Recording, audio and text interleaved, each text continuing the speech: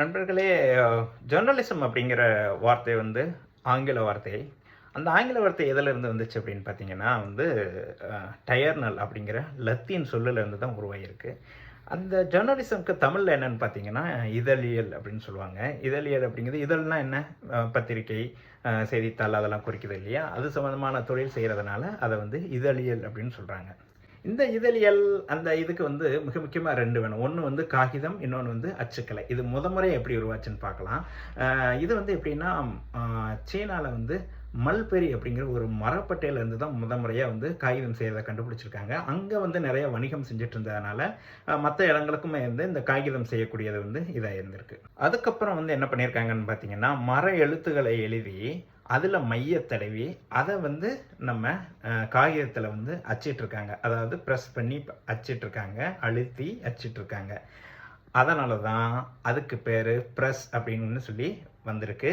அதுதான் பின்னாடி இந்த அச்சகத்துக்கு எல்லாத்துக்குமே ப்ரெஸ் அப்படின்னு நம்ம அழைக்கிறோம் இல்லையா? அதுக்கு காரணமே அதுதான்.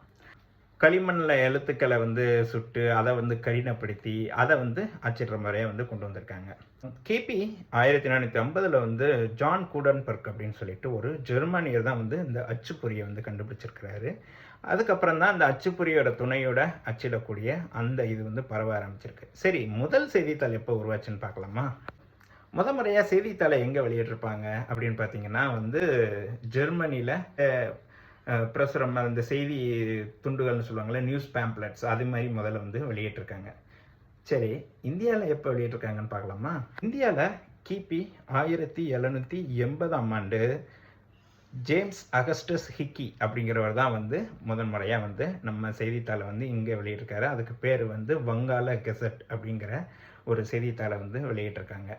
அதில் அதுக்கப்புறமா தான் நிறைய பேர் வெளியிட ஆரம்பித்தது. ஸோ அதனால தான் ஜேம்ஸ் அகஸ்டஸ் ஹிக்கி இருக்கார்ல, அவரை தான் இதழியலோட தந்தைன்னு அழைக்கிறாங்க.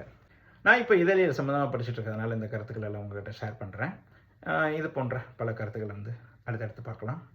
நன்றி.